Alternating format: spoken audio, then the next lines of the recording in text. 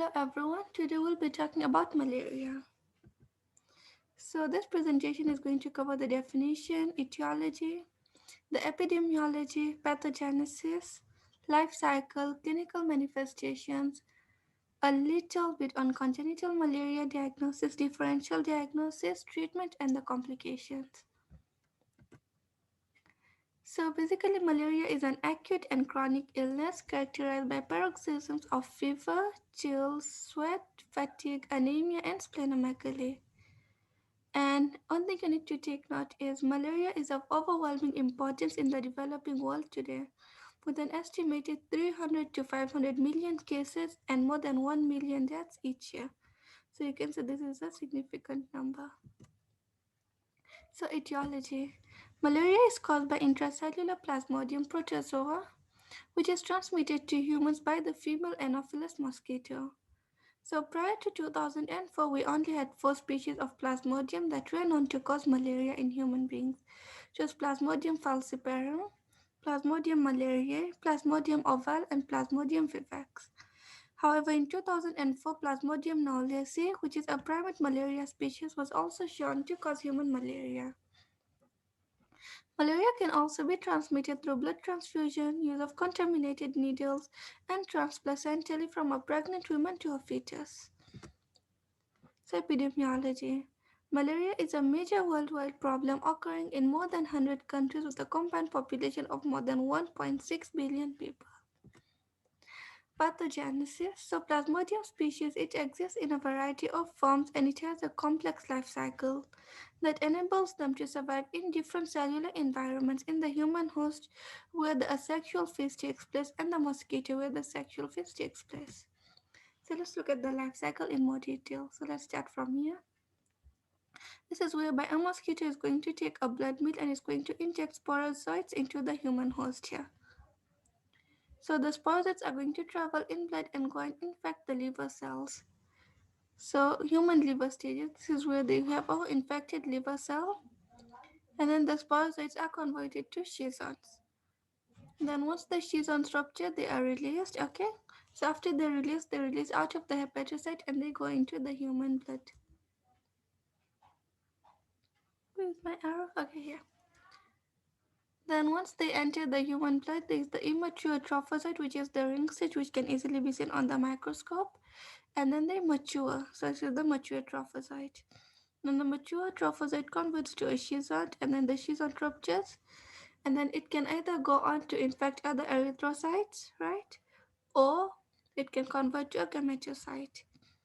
So from a gametocyte, we get the micro and macrogametocytes, which our mosquito is going to come and get from us.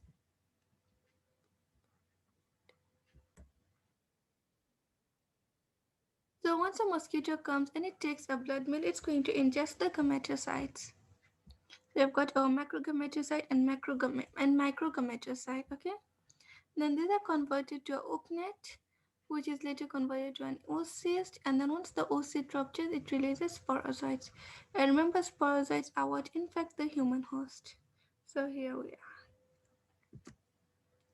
Clinical manifestations. So children and adults are asymptomatic during the initial phase of infection. The incubation period of malaria infection, the usual incubation periods are 9 to 14 days for Plasmodium falciparum, 12 to 17 days for Plasmodium vivax, 16 to 18 days for Plasmodium ovale, and 18 to 40 days for Plasmodium malaria. The incubation period can be as long as 6 to 12 months for Plasmodium vivax, and it can also be prolonged for patients with partial immunity or incomplete chemoprophylaxis. So, a prodrome lasting 2 to 3 days is noted in some patients before parasites are detected in the blood. Prodromal symptoms include headache, fatigue, anorexia, myalgia, which is basically muscle pain, slight fever, and pain in the chest, abdomen, and joints. So, basically, before you develop the above symptoms, so for the first 2 to 3 days, you might just notice generalized symptoms such as headache, fatigue, anorexia, myalgia, slight fever, and pain in the chest, abdomen, and joints. So, the classic presentation of malaria is seldom noted with other infectious diseases and consists of paroxysms of fever alternating with periods of fatigue but otherwise relative wellness. So, basically, you're going to have fever, like a peak of fever, and then you may have periods of fatigue or you may just be okay. So, febrile paroxysms are characterized by high fever, sweat, and headache, as well as myalgia, back pain, abdominal pain, nausea, vomiting, diarrhea, pallor, and jaundice. So these paroxysms they coincide with the rupture of seasons that occur every 48 hours with Plasmodium vivax and Plasmodium ovale, resulting in fever spikes every other day. Rupture of seasons occur every 72 hours with Plasmodium malariae, resulting in fever spikes every third or fourth day. Periodicity is less apparent with Plasmodium falciparum and mixed infections, and it may not be apparent early in infection when parasite broods have not yet synchronized. So when we talk about malaria, there are two words you might come across is recrudescence and relapse. Okay, so what is recrudescence? So this is the term for recurrence of infection with all malaria species. So all malaria species can undergo recrudescence. Okay, so this occurs when the infection has persisted in the blood at undetectable levels and then becomes detectable again. So what happens is the level of parasites goes down in the blood. Then after some time, they become detectable again. Okay, so basically there is low parasitemia which increases after a period of time. Okay, then relapse is when symptoms reappear after the parasites have been eliminated from blood but persist as dormant hypnocytes in liver cells. So what they mean is malaria species Plasmodium vivax and Plasmodium ovale, so they're able to form dormant forms that are known as hypnocytes, okay, in liver cells, so due to which symptoms are going to reappear after the parasites have been eliminated from the blood. So basically you treat them, they're okay and everything, then after a specific period of time the symptoms reappear. Why? Because of the hypnozoids that were the dormant forms of the plasmodium. So congenital malaria, this is acquired from the mother prenatally or perinatally. In endemic areas, congenital malaria is an important cause of abortions, miscarriages, stillbirths, premature births, intrauterine growth retardation, and neonatal deaths. So the signs and symptoms include fever, restlessness, drowsiness, pallor, jaundice, poor feeding, vomiting, diarrhea, cyanosis, and hepatosplenomegaly. And one thing you need to take note is malaria is often severe during pregnancy and may have an adverse effect on the fetus or neonate, resulting in intrauterine growth retardation and low birth weight, even in the absence of transmission from mother to child. So, even if you do not transmit the malaria from mother to child, your child may still present with intrauterine growth retardation and low birth weight. Diagnosis. So, the diagnosis of malaria is established by identification of organisms on GMs stained blood smears. Okay, or by rapid immunochromatographic assay, which is our RDT, rapid diagnostic test. Okay, so basically we can do a peripheral blood smear or we can do a RDT, or we can also do a PCR, but even though it's more sensitive than microscopy, it's technically more complex. So when we're doing a blood smear, we should do both thick and thin blood smears. Okay, so why do we do a thick blood smear? So in thick blood smear, the concentration of erythrocytes is 20 to 40 times more than that on a thin smear, and it's used to quickly scan large numbers of erythrocytes. Then a thin smear allows for positive identification of the malaria species and determination of the percentage of infected erythrocytes. So basically when you do a thin smear, we're able to identify the species, okay? And on thick smear, we're able to see the amount of organisms that are present, the amount of parasites, yeah? So this is basically the slide showing. So the first one is showing a signature Plasmodium falciparum trophozoite. Okay. Then maybe another important one I wanted to mention was this is a Plasmodium vivax. Okay, then you can go through this if you're interested in the slide.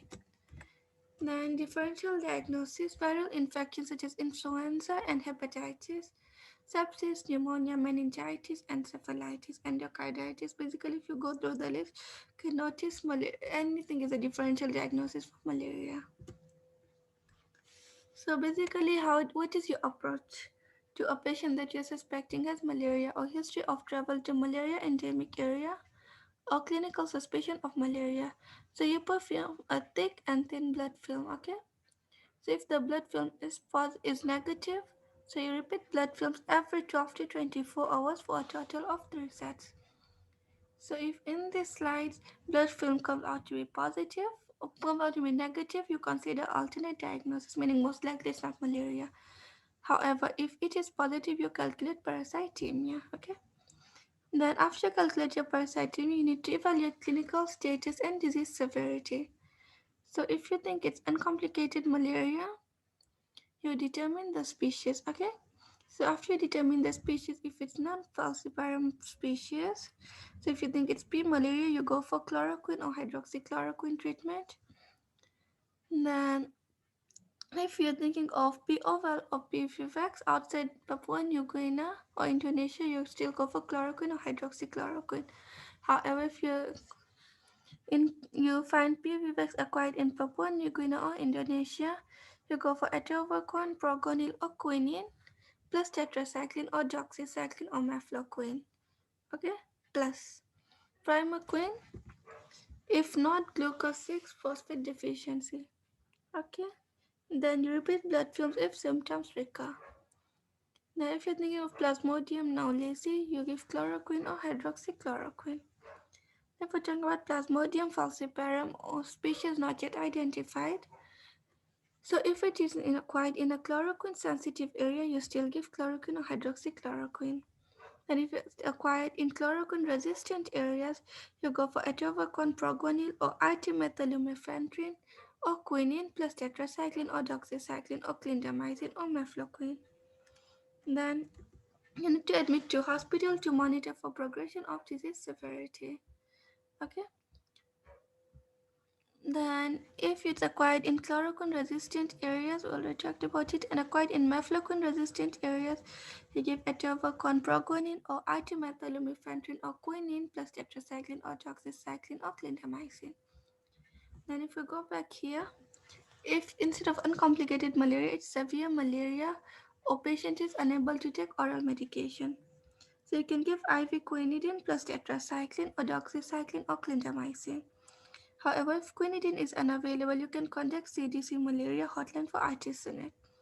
Then you admit to ICU for continuous cardiac monitoring and try to prevent and treat complications. Then you switch to oral medicines to complete the treatment regimen after appropriate clinical response. So this is basically talking about the drugs and the dosages. If you're interested, you can go through the slide at your own time. Or if you'd like, I could make another video specifically talking about the treatment and dosages. So basically, let me just give you a summary on this one. Treatment of uncomplicated malaria. So it's all Plasmodium falciparum malaria. You go for artimethyllumefantrine, okay? Then sensitive P. falciparum malaria, you give artesunate 4 milligrams per kg daily for 3 days. Then chloroquine sensitive, you give chloroquine, okay? So if it's any organism that's not Plasmodium falciparum, you can give chloroquine, okay? Then treatment of severe malaria in adults and children. So artesunate 2 to 4 milligrams per kg by IV or IM injection, followed by 2.4 milligrams per kg at 12 hours and 24 hours.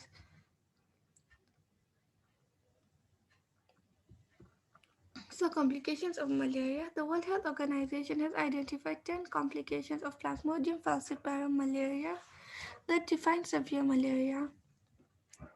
The most common complications in children are severe anemia, impaired consciousness, including cerebral malaria, respiratory distress, which is a result of metabolic acidosis, multiple seizures, prostration, and jaundice.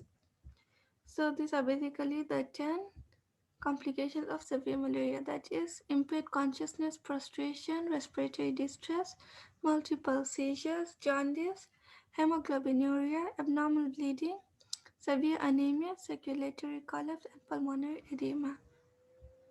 So that's all on this video. I'll make another video specifically talking about the complications of malaria. Thank you.